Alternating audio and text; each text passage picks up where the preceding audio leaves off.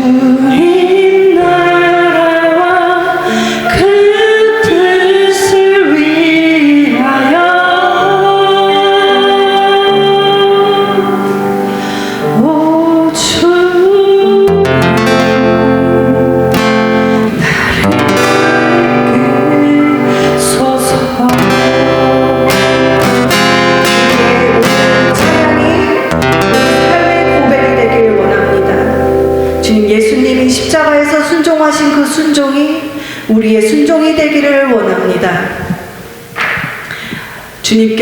예수님께서 고백하시기를 내 원대로 마옵시고 하나님 아버지의 뜻대로 하옵소서 한 그 고백이 우리의 삶의 고백이 되고 우리의 삶의 길을 이끌어 주시는 그 기도가 되기를 원합니다.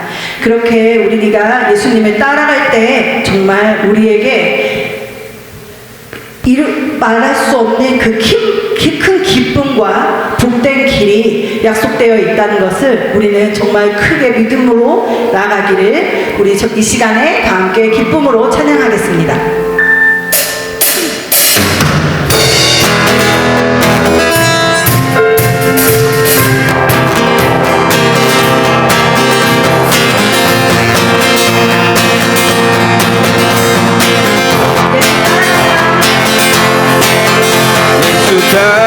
따라가며 복음 순종하며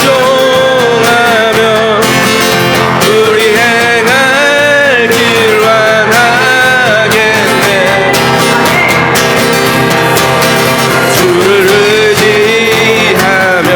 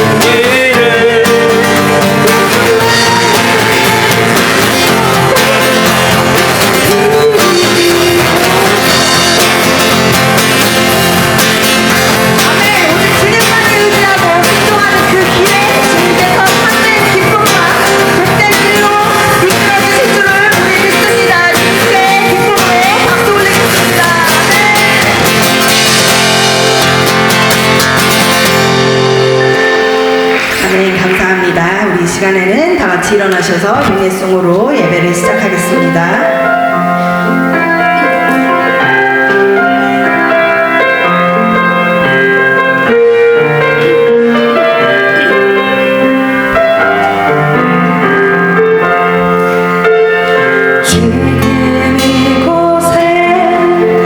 함께 모여서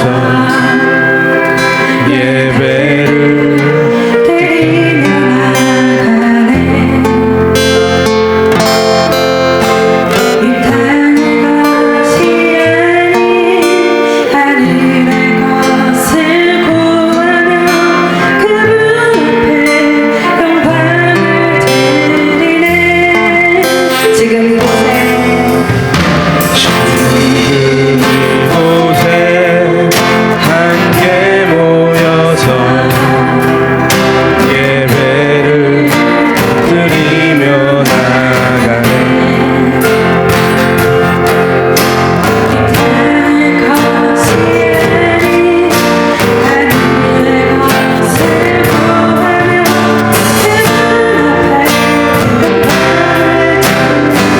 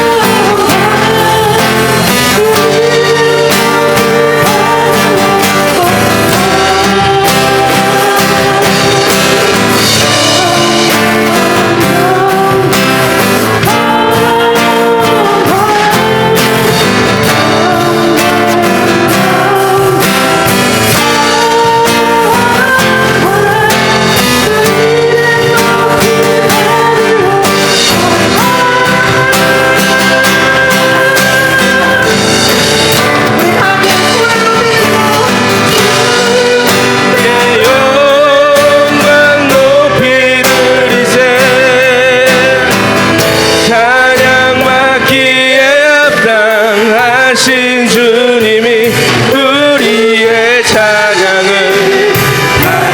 받으시는 주. 믿음으로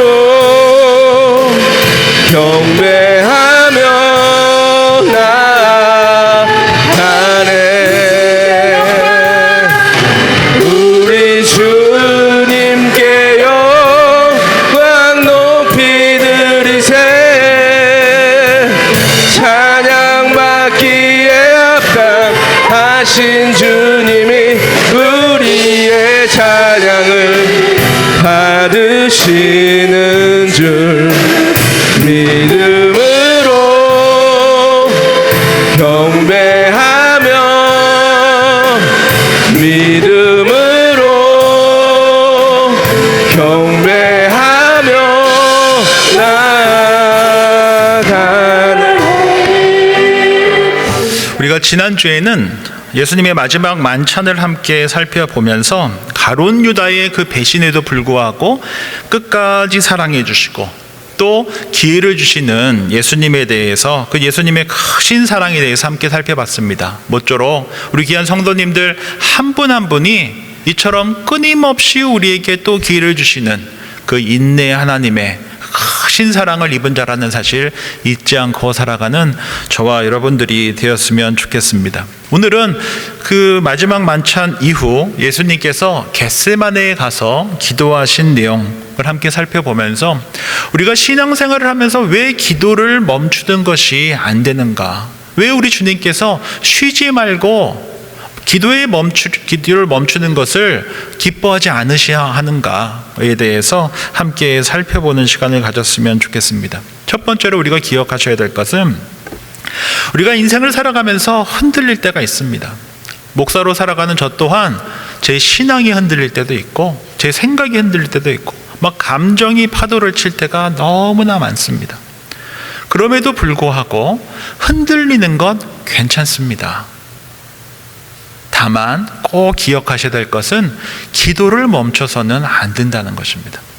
인생을 살아가면서 감정적으로 생각이 또는 우리 신앙이 흔들릴 수 있습니다. 파도처럼 흔들릴 수 있습니다. 그러나 잊지 말아셔야 될 것은 기도를 멈춰서는 안 된다라는 것입니다. 오늘 본문에 보면 예수님께서 제자 셋을 데리고 겟세마네에 가셨습니다. 그리고 38절에 보면 이렇게 말씀하십니다. 이에 말씀하시되 내 마음이 매우 고민하여 죽게 되었으니 너희는 여기 머물러 나와 함께 끼어 있으라 하시고, 예수님께서 뭐라고 말씀하십니까? 마음이 매우 고민하여 죽게 됐다. 사실은 이 본문을 보고 우리 이런 생각을 할 수 있습니다. 어떻게 예수님께서 이러실 수가 있지? 나도 아니고 저 사람도 아니고 어떻게 예수님께서 이런 말씀을 하실 수 있지? 어떻게 예수님께서 흔들리실 수 있지? 그러나 우리 주님께서도 그 십자가라고 하는 이 잔 앞에서 계실 때 흔들리셨습니다.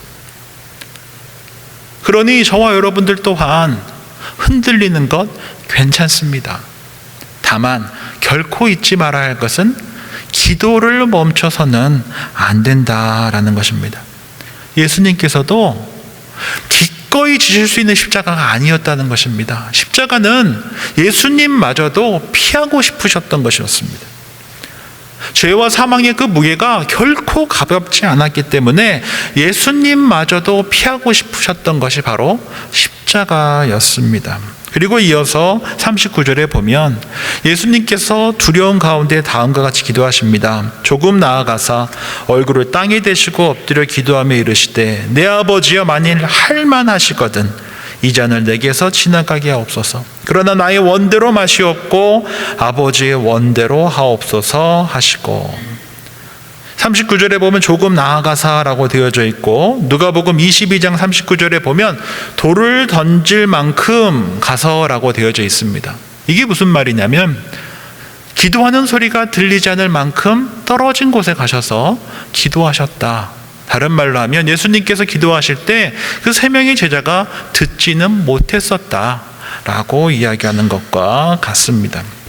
제가 한국에서 전임 전도사를 할 때 당시 그 교회 담임 목사님께서 우리 교육자들을 놓고 이런 이야기를 하신 적이 있습니다. 새벽 기도할 때 절대 하지 말아야 할 세 가지 궁금하시죠?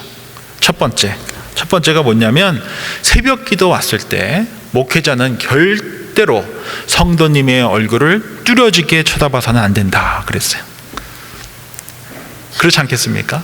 새벽 기도에 왔는데 뭐 화장도 안 하셨을 거고 저 같은 경우는 머리 떡져 있을 것이고 눈곱도 제대로 떼지 않고 남자분들은 수염도 덥수룩한 분들도 있었을 것이고, 그러니 목회자는 결코 새벽 기도에 와서 성도님들의 얼굴을 뚜렷하게 쳐다보며 악수하고 인사하지 말아라, 그런 이야기를 해주셨었습니다.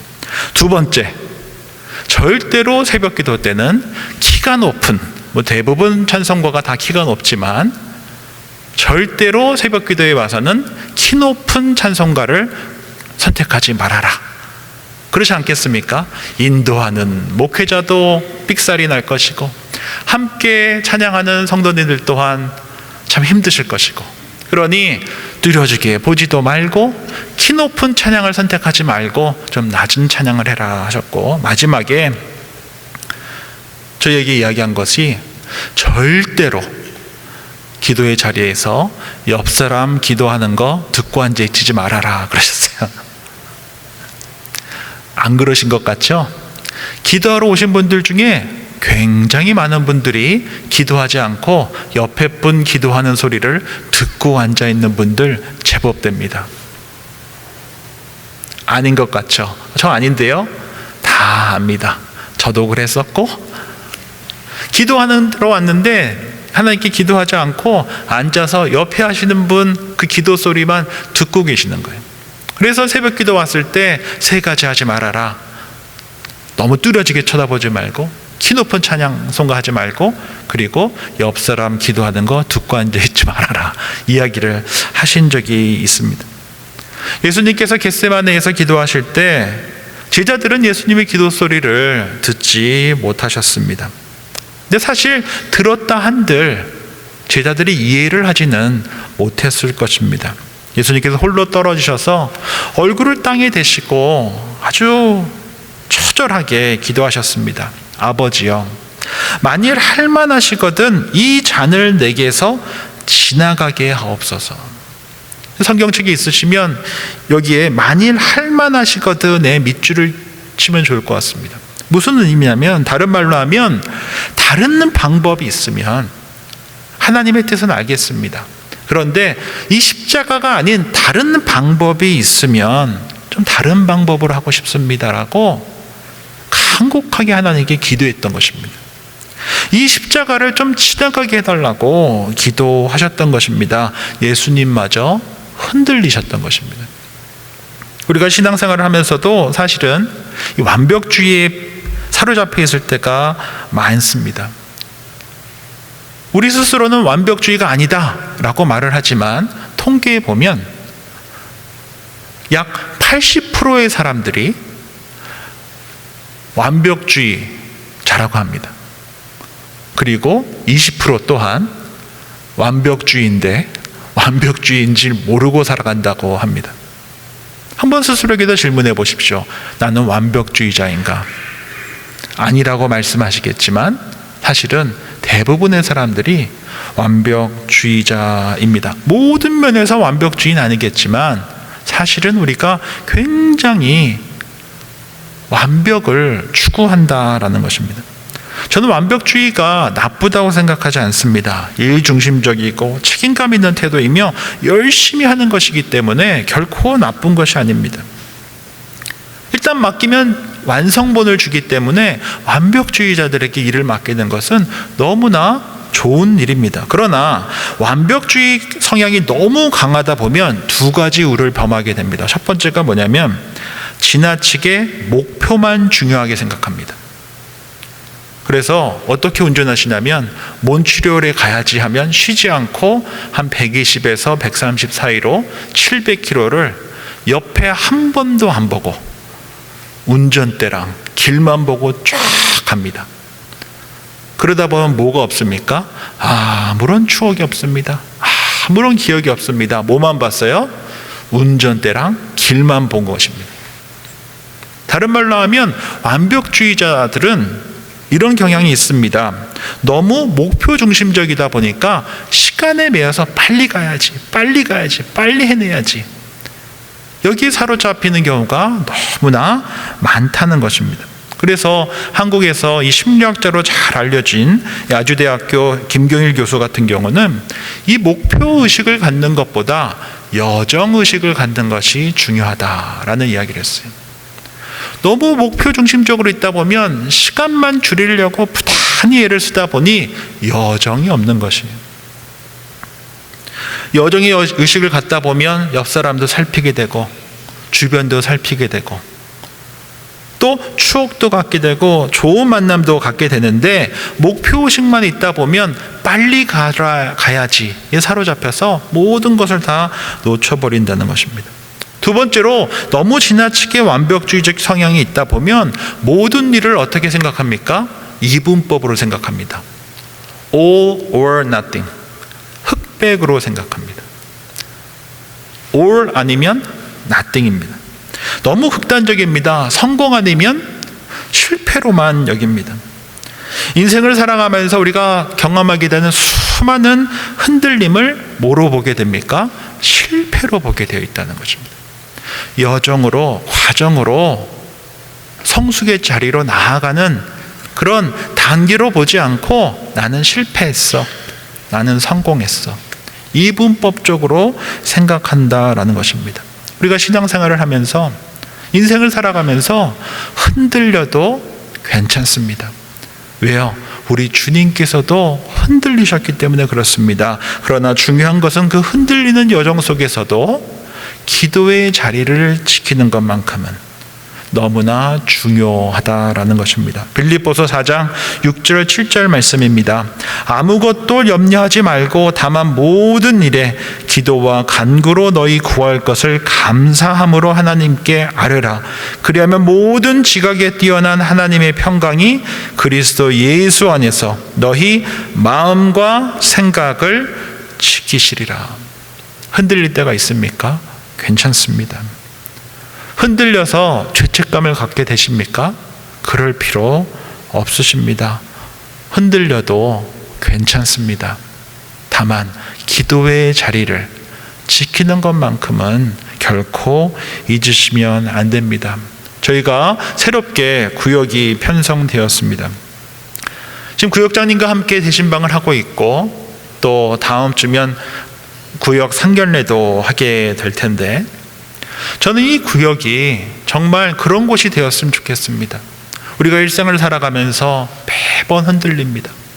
그러다가 기도하는 것마저 놔버릴 때가 있습니다.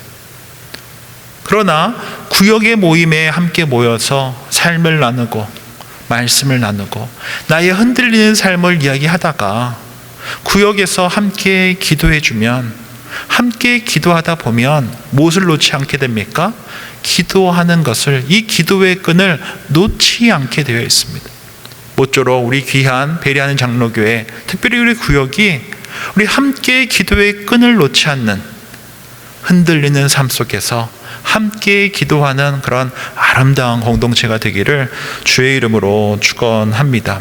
또 하나 함께 살펴보고 싶은 것은 흔들리는 삶 속에서 기도의 끈을 놓지 않는 것이 너무 중요합니다. 그리고 그렇게 기도의 끈을 붙들고 뚜벅뚜벅 믿음의 길을 가다 보면 우리 또한 겟세마네의 기도를 하게 된다는 것입니다.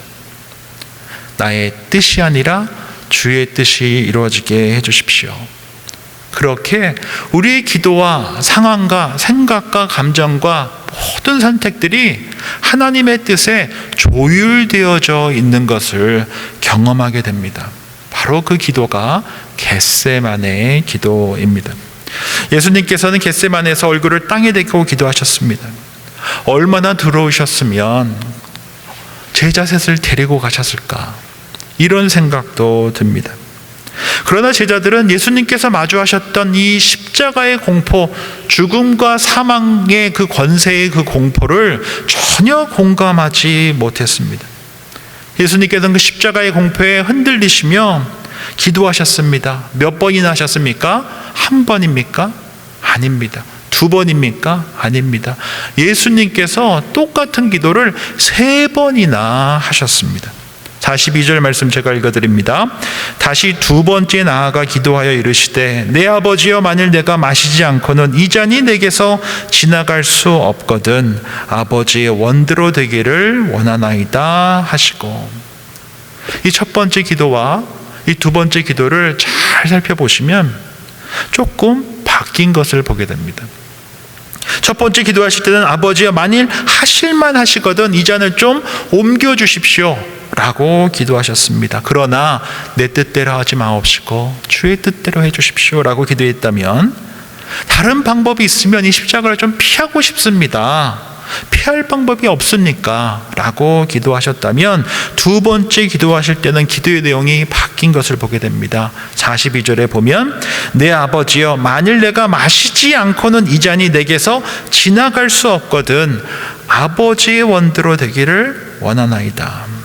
이제 이 잔이 지나가게 해달라고 기도하지 않으시고 내가 마셔야 할 잔이라면 어떻게 하겠다고 말씀하십니까? 마시겠습니다 로 그 기도의 내용이 바뀌어 있다라는 것입니다. 제가 여러 차례 말씀드렸지만 기도 응답이라고 하는 것은 공명이 일어나는 것입니다. 같은 소리가 함께 일어나서 큰 소리가 되는 것입니다. 박수 칠 때 함께 치는 것입니다. 우리가 찬양팀의 인도에 따라 함께 찬양할 때 박수를 치지 않습니까? 공명이 일어나는 것입니다. 또 오케스트라 연주가 있을 때 이 지휘자의 지휘에 맞춰서 악기마다 소리를 냈을 때 큰 산화함이 일어나는 것, 이것 또한 무엇입니까? 공명이 일어나는 것입니다. 이처럼 기도란 바로 이 공명이 일어나는 것입니다. 나의 뜻이, 나의 주파수가 하나님의 뜻과 어떻게 일어나는 것입니까? 공명이 일어나는 것입니다. 나의 주파수가 하나님께 맞춰지는 것입니다. 다윗은 그래서 다음과 같이 고백했습니다. 시편 19편 14절입니다. 나의 입의 말과 마음의 묵상이 주께 연락되기를 원하나이다. 나의 말과 묵상이 주님께 주파수가 맞춰졌으면 좋겠습니다. 주님께 올려드리고 싶습니다. 연락하고 싶습니다. 라고 기도했습니다. 제가 개인적으로 존경하고 또 그분의 책을 많이 사서 봤었는데요. 이 청파교회 원로 목사님이신 김기성 목사님은 기도에 대해서 강의를 하시며 다음과 같이 말씀하셨습니다. 인간은 기도하지 않을 수 없다라고 말씀하셨어요. 왜냐하면 아담과 하와의 아들 가인이 동생 아벨을 죽이고 갔던 곳이 어디입니까? 노비라는 땅입니다. 이 노비라는 곳은 방황하다라는 뜻을 갖고 있습니다. 다른 말로 하면 죄인된 인간은 어쩔 수밖에 없는 인생입니까? 방황할 수밖에 없는 인생입니다. 결핍 속에 살아가는 인생입니다. 불안 속에서 살아가는 인생입니다. 죄된 인간은 첫 번째 간 도시가 노비입니다. 방황하고 불안하고 결핍 속에 살아갑니다. 인간이 왜 기도할 수밖에 없습니까? 에덴 동산에서 쫓겨났기에 하나님과 주파수가 더 이상 맞춰지지 않기에, 하나님과 더 이상 공명이 일어나지 않기에 불안할 수밖에 없습니다. 공포 속에 살아갈 수밖에 없습니다. 결핍 속에 살아갈 수밖에 없습니다. 그래서 김기성 목사님은 기도란 호흡입니다 라고 말씀하시고, 왜 기도가 호흡입니까? 들숨과 날숨이 없으면 어떻게 됩니까? 코끝에 호흡이 멈추면 어떻게 됩니까? 죽는 것처럼 예수 그리스도를 구세주와 주님을 영접한 저와 여러분들이 기도를 멈추면 호흡이 멈춘 것과 마찬가지로 하나님과의 그 주파수가 끊기기에 불안할 수밖에 없고 방황할 수밖에 없고 결핍 속에 살아갈 수밖에 없다는 것입니다. 그래서 기도는 호흡입니다 라고 말씀하시며, 그 호흡 가운데 살아가면서 우리가 끊임없이 해야 할 일은 기도 가운데 하나님과 주파수를 맞추는 것입니다. 하나님과 함께 호흡하는 것입니다.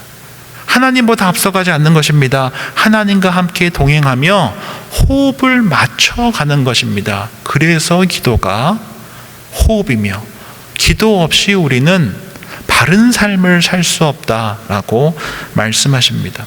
기도할 때 공명이 일어납니다. 호흡을 맞춥니다. 그러면 너무나 긴장하고 있는 내가 조금 느슨해지게 됩니다. 또 너무 느슨한 내가 어떻게 됩니까? 약간 필요한 만큼 긴장하게 됩니다. 공명을 잃어버리면, 기도를 멈추면 우리는 하나님과의 그 채널이 끊어져 버려 불안하고 공포 가운데 있을 수밖에 없습니다. 그리고 김 목사님께서 마지막 강의를 마치시며 이 디트로이프 본헤퍼의 그 이야기를 해주셨습니다. 제가 읽어드리겠습니다. 우리가 부끄럽게 낭비한 시간, 이기지 못한 유혹들, 연약함과 낙담 속에서 일하는 것, 다른 사람과의 교제나 우리 생각에서 나타난 무질서와 방종은 종종 아침 기도의 소홀함에서 비롯됩니다 라고 이야기해 주셨습니다. 우리 주님께서도 십자가 앞에서 3번이나 기도하셨습니다. 흔들리셨기 때문입니다. 그러나 예수님께서 멈추지 않으신 것이 있었습니다. 무엇입니까? 기도입니다. 기도 가운데 흔들리셨지만 조율하셨습니다. 공명이 일어났습니다. 그리고 당당히 십자가의 길을 걸어 가셨습니다. 내 뜻이 아니라 아버지의 뜻이 이루어지게 해주십시오 라고 조율된 상태로 공명이 일어나는 발걸음을 걸어 가셨다는 것입니다. 우리 귀한 배리하는 장로교회 성도님들께 묻고 싶습니다. 한번 지난 한 주를 되돌아봤으면 좋겠습니다. 내 삶이 약간 흐트러져 있지 않은가? 사랑하라고 붙여주신 가족과 동료와 친구들과 관계가 조금 깨져 있지 않은가? 너무 지나치게 근심과 걱정 속에서 사로잡혀 불필요할 만큼 흔들리는 삶을 살아가고 있지 않은가? 어디에서 우리가 문제를 찾아 합니까? 혹시 하나님과 늘 해왔었던 이 기도의 자리를 소홀하게 여긴 것은 아닌가? 조율되지 않은 일상을 살아가고 있는 것은 아닌가? 그래서 공명이 일어나지 않는 내 삶으로 인해 이러한 문제들이 내 일상을 어렵게 하고 있는 것은 아닌가? 물어볼 수 있어야 한다는 것입니다. 오늘은 마태복음 26장을 통해 겟세마네의 기도에 대해 함께 살펴봤습니다. 모쪼록 오늘 주신 말씀 기억하면서 우리가 살아가면서 흔들릴 수 있습니다. 흔들리는 것 괜찮습니다. 그러나 기도의 자리를, 기도의 끈을 놓아서는 안 됩니다. 기도의 끈을 놓지 않고 있으면 우리 주님께서 조율해 주십니다. 그리고 담대하게 내 뜻이 아니라 주의 뜻이 이루어지는 삶 살아가게 해주십시오 라고 하며 조율된 삶으로 공명이 일어나는 삶을 살아가게 된다는 것입니다. 모쪼록 오늘 주신 말씀 기억하면서 겟세마네에서 기도하신 예수님처럼 기도의 자리에서 조율된 삶으로 공명을 일으키는 우리의 일상이 되기를, 그런 우리 배리하는 장로교회가 되기를 주의 이름으로 축원드립니다. 기도하겠습니다. 좋으신 주님, 오늘 주신 말씀을 통해 기도의 중요성을 다시 한번 깨닫게 해주셔서 감사함을 드립니다. 예수님께서 겟세마네에서 기도하신 모습을 보며 기도는 단순히 우리의 바람을 하나님께 아뢰는 것이 아니라 우리의 뜻이 하나님의 뜻과 조율되어 공명이 일어나는 시간이라는 것을 깨닫게 해주셔서 감사함을 드립니다.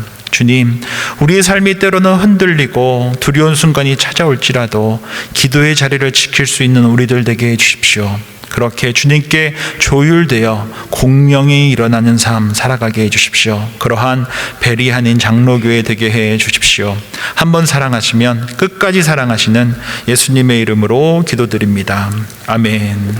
다 함께 일어나셔서 결단 찬양 주님께 올려드리겠습니다.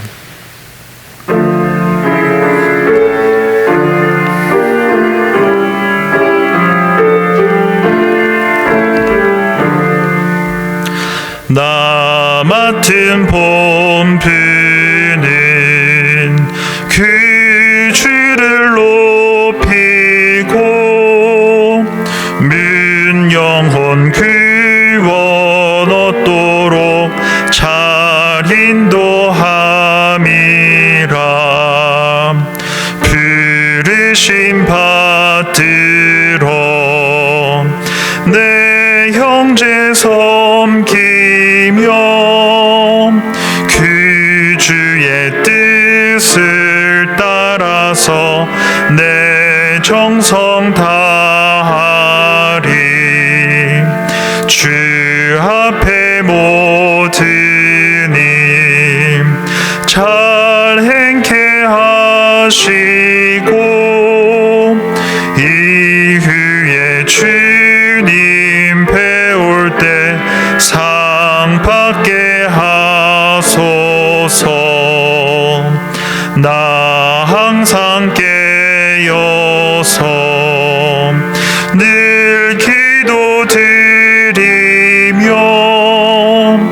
내 믿음 변치 않도록 날 도와주소서.